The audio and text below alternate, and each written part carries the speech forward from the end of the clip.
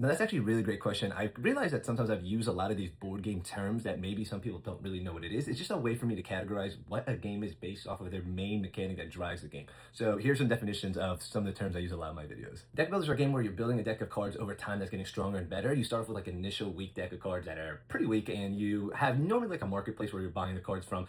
Some sort of other board game mechanic is usually tied in with this, where you're like getting stronger and better over time, taking more like efficient actions. Trick taking is an actual mechanic that you see in like card games called like Spades, for example. If you don't know what trick taking is, essentially like somebody leads with a suit and everybody has to follow with that suit. So if I play a club card, you got to play clubs as well.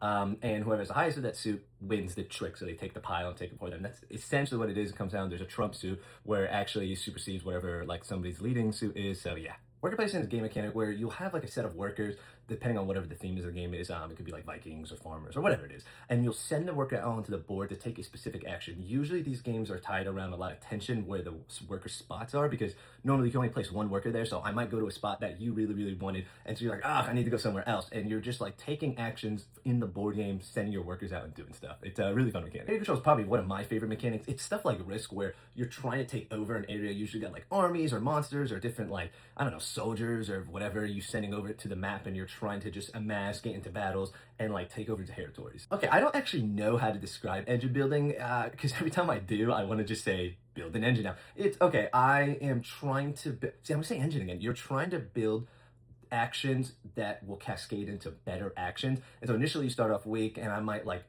get cards or get action or effects that give me discounts to other actions, or give me like multipliers to other actions, which makes me do my more. It's basically trying to like build something out to be more efficient in the way you play it. It's hard to describe. A boss battler is basically a game where you are fighting against a big bad boss. It's usually akin to like a video game boss you're fighting, and that's pretty much the whole game is the boss fight. A campaign style game is like a D&D campaign. You're basically playing a game over multiple sessions. As you progress through the session, there's some sort of progressive storyline, and you're getting stronger, better, faster, whatever over time. A cooperative game is what it sounds like. You're playing with everybody at the table. Everybody wins or everybody loses. Special luck is a mechanic where it's like kind of a gamble, because like you could take actions, and then the more you take more and more of an action, nothing really stops you except the fact that there's a chance that something bad might happen. So it's a gamble. It's a fun luck-based game.